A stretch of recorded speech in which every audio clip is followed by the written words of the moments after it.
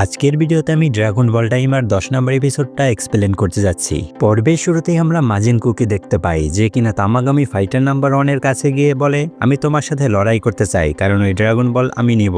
তখন তামাগামি বলে, তুমি নিতে পারো একটা শর্তে, শুধু আমাকে হারাতে হবে। এরপরে মাজিনকু জোকারের মতো নানান রকমের ফাইটিং মুভ দেখাতে শুরু করে। এরপরে মাজিনকু তামাগামির উপরে একের পর এক অ্যাটাক করতে থাকে, কিন্তু তামাগামি সবগুলো অ্যাটাক ডস করে। কিন্তু এতে মাজিনকু হার মানে না, আর তার সর্বশক্তি দিয়ে তামাগামির সাথে লড়াই করতে থাকে। কিন্তু তামাগামি মাজিনকুকে সিরিয়াসলি নিচ্ছিলই না। মাজিনকুর সব অ্যাটাকগুলো তামাগামি খুব সহজেই ডস করছিল। অন্যদিকে আমরা গোকুদেরকে দেখতে পাই, যারা কিনা ওয়াবসামার কাছে গিয়েছে। তখন ওয়াবসামা তাদেরকে বলে, তোমাদেরকে দেখে তো গোমার আর্মি মনে হচ্ছে না। এটা শুনে পাঞ্জি বলে, আমরা আসলে গোমার ফ্যামিলি মেম্বার, সেজন্য গোমার শিপ ব্যবহার করছি। এটা শুনে ওয়াবসামা তাদের সাথে আর বেশি কথা না বাড়িয়ে তাদেরকে যেতে দেয়। সুপ্রিমকেই তখন বলে, এটা ভালো হয়েছে যে আমাদের এই শিপ চুরির ব্যাপারে এখন পর্যন্ত কোনো রিপোর্ট হয়নি। অন্যদিকে আমরা ভেজিটাদের দেখতে পাই, যারা কিনা শিপ নিয়ে সেকেন্ড ওয়ার্ল্ডের উদ্দেশ্যে রওনা দিয়ে দিয়েছে। আর এদিকে মাজিনকু এর অবস্থা খুবই খারাপ হয়ে গিয়েছে, কারণ তামাগামির উপরে তার একের পর অ্যাটাক করে যাচ্ছিল, কিন্তু এসব অ্যাটাকে তামাগামির কিছুই হচ্ছিল না। এরপরে মাজিনকু তার সর্বশক্তি দিয়ে একটি লেজার বিম তৈরি করে, যা তামাগামির উপরে মারে। এটা দেখে অ্যারিন্সও খুশি হয়ে যায়। আর এর সাথে সাথে সিন শিপে আমরা অন্যদিকে গোকুদেরকে দেখতে পাই, যারা কিনা সেকেন্ড ওয়ার্ল্ডে পৌঁছে গেছে। আর এই সব কিছু গোমা তার প্যালেসে বসে দেখছিল। গোকু তখন সুপ্রিমকাইকে জিজ্ঞাসা করে, তোমার এখানে এসে কেমন লাগছে, কারণ এটা তো তোমার হোম ওয়ার্ল্ড, তাই না? এটা শুনে সুপ্রিমকাই বলে, হ্যাঁ, আমার ছোটবেলার কথাগুলো মনে পড়ে গেল, কিন্তু আশা করি এখানে যেন আর ক্র্যাকেন না হয়ে থাকে। গ্লোরিও তখন সুপ্রিমকাইকে বলে, তোমার জন্য খারাপ খবর, কারণ ক্র্যাকেন এখনো আছে, আর ওরা এখন অনেক বেশি মাত্রায় আছে। গোকু তখন সুপ্রিমকাইকে ক্র্যাকেন সম্পর্কে জিজ্ঞাসা করে। এটা শুনে সুপ্রিমকাই বলে, ওরা হচ্ছে এক ধরনের সি মনস্টার। আর তখন পাঞ্জি বাকিটা কন্টিনিউ করে যে ক্র্যাকেন এক একটা আইল্যান্ডের মতো বড় হয়ে থাকে, আর ওরা সামনে যা পায় সবকিছু খেয়ে নেয়। তারা এ বিষয় নিয়ে কথা বলছিল, আর ঠিক তখনই তাদের উপরে গোমার আর্মি অ্যাটাক করে দেয়। গ্লোরিও এটা ডিফেন্ড করার চেষ্টা করলেও কিন্তু ওরা অনেক সংখ্যায় বেশি থাকায় গ্লোরিও পেরে উঠছিল না। এক পর্যায়ে গোমার আর্মি গ্লোরিওদের শিপ ধ্বংস করে দেয়। গোকু তখন বলে, এখন আর করার কিছু নেই, আমাকে ফাইটে নামতেই হবে। গোকু গ্লোরিওকে দরজা খুলে দেওয়ার জন্য বলে, আর গোকু বাইরে এসে একের পর এক গোমার আর্মি সব শিপগুলোকে ধ্বংস করে যায়। আর এই সব কিছু গোমা তার প্যালেসে বসে দেখছিল। গোমা তখন ডেগাসুকে বলছিল, এ বাচ্চা হওয়ার পরেও এতটা বেশি শক্তিশালী কি করে হতে পারে? ডেগাসু তখন বলে, হ্যাঁ, আমারও এটা বিশ্বাস হচ্ছে না। আমি ভেবেছিলাম বাচ্চা হওয়ার পরে ওরা অনেক দুর্বল হয়ে যাবে, কিন্তু এদের শক্তি সম্পর্কে আমাদের কোনো ধারণাই ছিল না। এসব কিছু দেখে পাঞ্জিও অনেক বেশি খুশি হয়ে যায়। গোকু ওই সকল ফাইটারদেরকে তো হারিয়ে দিয়েছিল, কিন্তু তাদের শিপের অবস্থা খুবই খারাপ ছিল, এজন্য তারা পানির একটু উপর দিয়েই উঠছিল। এটা তাদের জন্য অনেক বিপজ্জনক, কারণ এখানে থাকে ক্র্যাকেন, যা কিনা অনেক বড় হয়ে থাকে। এরপরে ওই সি মনস্টার তাদের উপরে অ্যাটাক করে দেয়, যা কিনা অনেক বেশি বড় ছিল। তাদের না চাওয়া সত্ত্বেও তারা শিপ থেকে পালাতে বাধ্য হয়, কিন্তু হঠাৎ পাঞ্জি কিছু একটা চিন্তা করে শিপের ভিতরে যায়। পাঞ্জি বের হওয়ার আগে ওই সি মনস্টার তার শিপটাকে পুরো আঁকড়ে নেয়, যাতে কিনা পাঞ্জি ভিতরে ভেসে যায়। এটা দেখে গোকু নিচে আসে আর পাঞ্জিকে ওখান থেকে কোনোভাবে নিয়ে বের হয়। তাদের শিপ পুরোপুরি ওই সি মনস্টার খেয়ে নেয়। আর হঠাৎ তখনই মনে পড়ে গ্লোরিও আর সুপ্রিমকাইয়ের যে ড্রাগন বল তো ওই শিপের ভিতরেই ছিল। এটা শুনে পাঞ্জি বলে, চিন্তা করো না, আমি ড্রাগন বল আনতেই শিপের ভিতরে গিয়েছিলাম। এরপরে তারা উড়ে উড়েই রওনা দিয়ে দেয়, কারণ এখন তাদের কাছে কোনো শিপ ছিল না। তখন সুপ্রিমকাই বলে, আমরা ভেজিটাদের জন্য ওয়েট করি, কারণ এভাবে তো উড়ে উড়ে যাওয়া সম্ভব না। এটা শুনে গোকু বলে, আমাদের একটা শিপ হয়তো বাকি রাখা উচিত ছিল, যাতে সেটাই করে আমরা যেতে পারতাম। তখন সুপ্রিমকাই বলে, থাক, কোনো ব্যাপার না, আমরা ভেজিটাদের জন্য ওয়েট করে নেব। আর দ্বিতীয়ত, আমার খুব ভালো করেই মনে আছে এখানের আশেপাশে প্ল্যানেট ম্যামিকিয়ান অবশ্যই আছে। তখন গোকু বলে, পিকোলোদের প্ল্যানেট, তাই না? এরপর আমাদের প্ল্যানেট ম্যামিকিয়ান দেখানো হয়। অন্যদিকে তামাগামির সাথে লড়াই করতে করতে মাজিনকু অনেক বেশি ক্লান্ত হয়ে গিয়েছে, আর এখন মাজিনকু অ্যাটাক করার আগেই তামাগামি তার পিছনে চলে আসছিল। এমনটা মনে হচ্ছিল তামাগামি মাজিনকুকে একদম সিরিয়াসলি নিচ্ছিলই না। এটা দেখে অ্যারিন্সও অনেক বেশি অবাক হয়ে যায়। এদিকে গোকু ম্যামিকিয়ান প্ল্যানেটটা দেখে অনেক বেশি খুশি হয়ে যায়।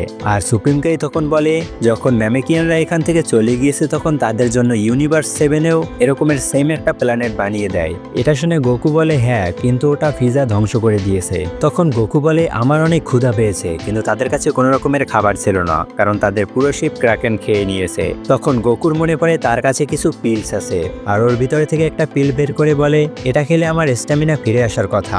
এরপরে গোকু বাকি সবাইকে ওই পিল অফার করলে বাকি সবাই খাওয়ার থেকে বারণ করে দেয়, কারণ এত অদ্ভুত জিনিস তারা কেউ খেতে চায় না। আর গোকু যখন ওই পিলটা খায়, তখন ওর স্বাদ গোকুর কাছেও খুব বাজে লাগে, কিন্তু এতে লাভ এটাই হয় যে তার পুরো শক্তি আবার ফিরে আসে। সাথে সাথে ওর খিদাও কিছুটা কমে যায়। এরপরে গোকু প্ল্যানেট ম্যামেকিয়ান দেখতে থাকে, যার অবস্থা খুবই খারাপ ছিল।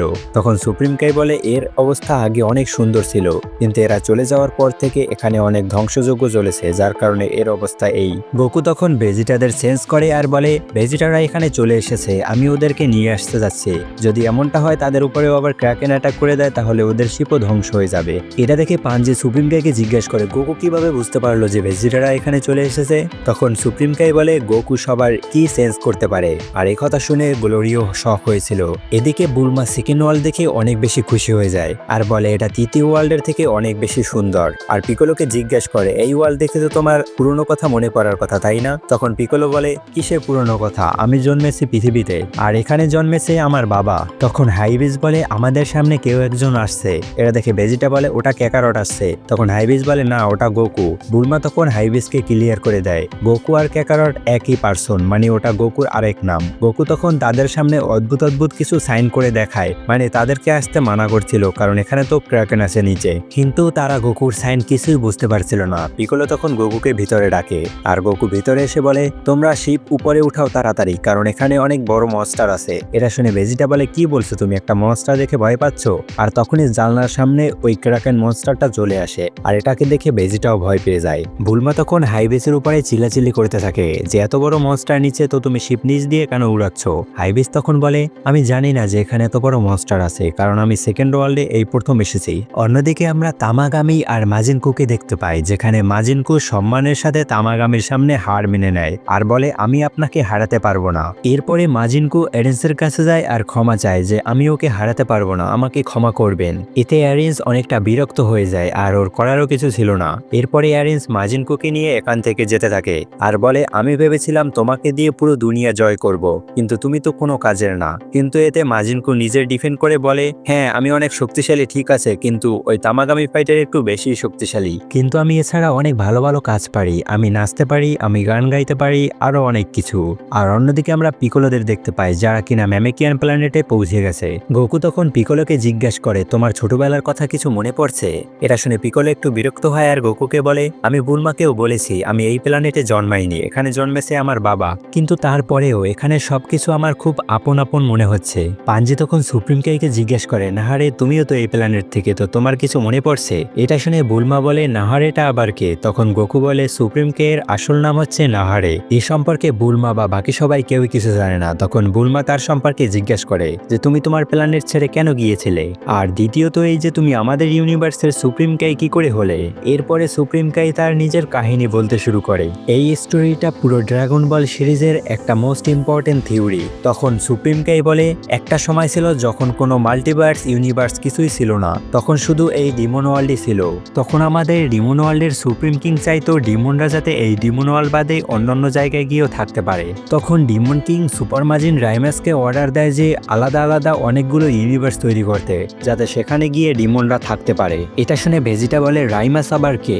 তখন সুপ্রিম কে বলে রাইমাস হচ্ছে এই পুরো ইউনিভার্সের সব থেকে শক্তিশালী লোকদের ভিতরে একজন, কিন্তু আমি এ বিষয়টা বুঝতে পারি না যে সে জেনোসামার থেকেও বেশি শক্তিশালী নাকি। এদিকে সুপ্রিম কে বলে রাইমাস অনেক বেশি ইউনিভার্স তৈরি করে দিয়েছিল, যেখানে এক ইউনিভার্স থেকে অন্য ইউনিভার্সে যাওয়ার জন্য ওয়াপসামাদের ক্রিয়েট করা হয়, আর যাদের ভিতরে কিনা সর্বপ্রথম কোনো লিমিট ছিল না, যে যতবার চাইতো সে ততবারই এ জায়গা থেকে অন্য জায়গায় যেতে পারত।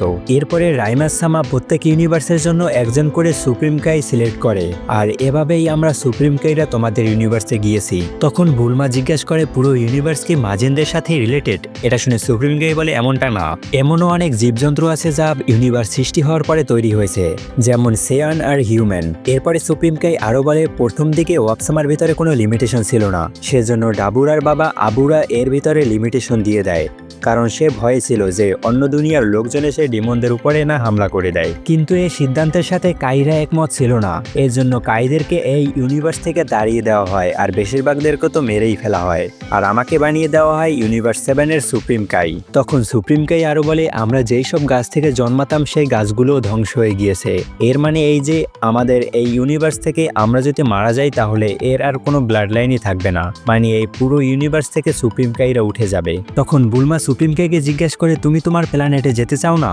এটা শুনে ভেজিটা বলে আমাদের হাতে খুব সময় নেই, আমাদেরকে তাড়াতাড়ি গিয়ে ড্রাগন বল নিতে হবে, কারণ আমি আর এভাবে বাচ্চা হয়ে থাকতে চাই না। এরপরে তারা সবাই যখন শিপে উঠে রওনা দিবেই ঠিক তখনই তাদের সামনে একজন ম্যামেকিয়ান চলে আসে, যে কিনা থাকে নেভা। আর এর সাথে সাথে এই ড্রাগন বল টাইমার 10 নম্বর এপিসোডটা এখানেই শেষ হয়ে যায়।